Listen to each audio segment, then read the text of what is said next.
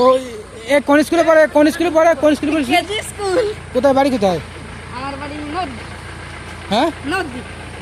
আর তুই গুনতে পারিস? একের সঙ্গে গুনতে পারিস? সব গুনতে পারি, 1 আছে তো 200 পর্যন্ত। গুন তো। 1 2 3 8 9 11 99।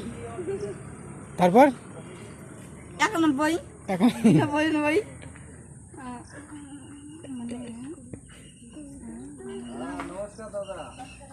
2। তো ঠিক আছে, হয়েছে। আর তুই ভারতের প্রধানমন্ত্রীর নাম কি? সুন্দরী। ও, ঠিক আছে ঠিক আছে।